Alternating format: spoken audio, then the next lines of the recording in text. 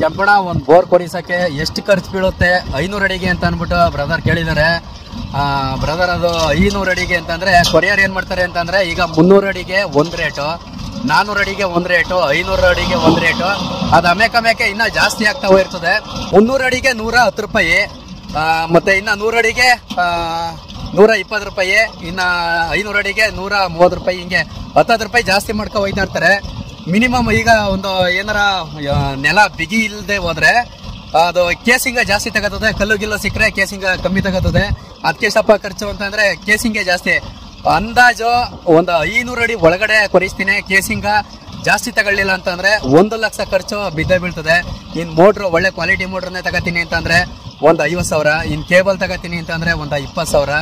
ಇನ್ನು ಪೈಪು ಪ್ರಕಾಶ್ ಸೂರ್ಯ ಅಂತ ಪೈಪ್ ಮೇಲೆ ಇರೋದು, ಸೂರ್ಯ ಪ್ರಕಾಶ್ ಅಂತ ಇಲ್ಲ. ಪೈಪ್ ಮೇಲೆ ಏನು ಹೆಸರಾಯ್ತೋ ಅದೇ ಹೆಸರನ್ನ ನಾವು ಹೇಳ್ಬೇಕು. ಯಾಕೆ ಅಂತಂದ್ರೆ ಬ್ಯಾಡ್ ಕಮೆಂಟ್ ಬರ್ತಾವೆ. ಸೂರ್ಯ ಪ್ರಕಾಶ್ ಅದು ನೀನು ಯಾವ ಸೀಮೆ ರೈತ ಅಂತ ಸರಿಯಾಗಿ ತಿಳ್ಕೊಂಡು ವಿಡಿಯೋ ಮಾಡ್ಲಕ್ಕ ತಿಳಿಸ್ಲಾ ಜನಗಳಿಗೆ ಅಂತ. ಪೈಪ್ ಮೇಲೆ ಇರೋದೇ ಪ್ರಕಾಶ್ ಸೂರ್ಯ ಅಂತ ಅಂದ್ಬಿಟ್ಟೆ ಪೈಪ್ ಮೇಲೆ ಇರೋದು. ನಾನು ಹೇಳಿರೋದು ಅದೇ ಹೆಸರು. ಈಗ ನಮ್ಗೆ ಇಷ್ಟ ಬಂದಂಗೆ ನಾವು ಪೈಪ್ ಹೆಸರು ಕರ್ಕೋಬೋದು, ಹಂಗಂತ ಅಲ್ಲಿ ಲೇಬಲ್ ಇರುತ್ತಲ್ಲ, ಆ ಲೇಬಲ್ ನೋಡ್ಕೊಂಡೆ ಹೇಳ್ಬೇಕಲ್ವಾ. ನಾವು ರೈತರೇ, ಅಪ್ಪಟ ರೈತರೇ ನಾವು. ನಮ್ಮ ಈಗಿನ ಕಾಲದಿಂದಲೂ ಇವತ್ತಿನವರೆಗೂ ನಾವು ಹೊಲ ಕೆರ್ಕೊಂಡೇ ಇರೋದು ರೈತರೇ. ನಮಗೆ ಗೊತ್ತಿರೋದನ್ನ ಹೇಳೋದು, ಗೊತ್ತಿಲ್ಲದೆ ಇರೋದೇನು ಹೇಳೋದು, ಗೊತ್ತಿಲ್ಲದೆ ಇರೋದು ಹೇಳಕ್ಕೆ ಹೋಗಲ್ಲ.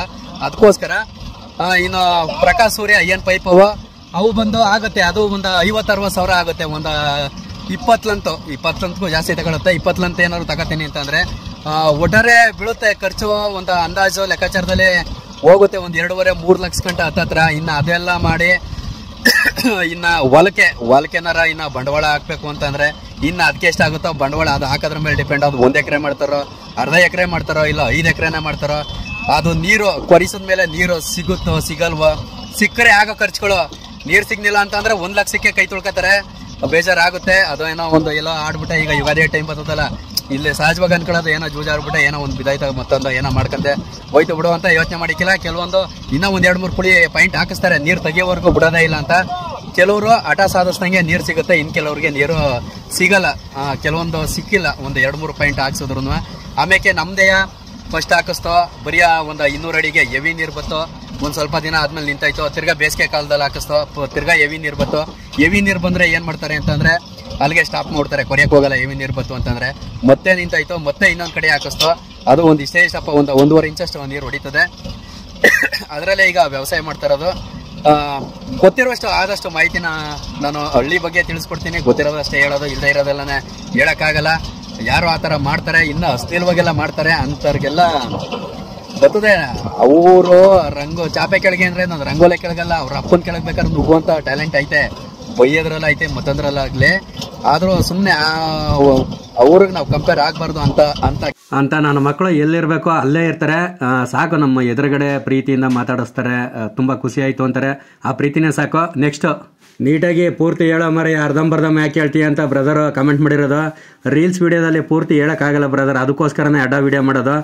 ನಮ್ಮ ಬೈಲಲ್ಲಿ ಒಂದು ಲಂತ್ ಪೈಪು ಎತ್ತಕ್ಕೆ 60 ರೂಪಾಯಿ, ಬಿಡೋಕ್ಕೆ 60 ರೂಪಾಯಿ, ಒಟ್ಟು 120 ರೂಪಾಯಿ.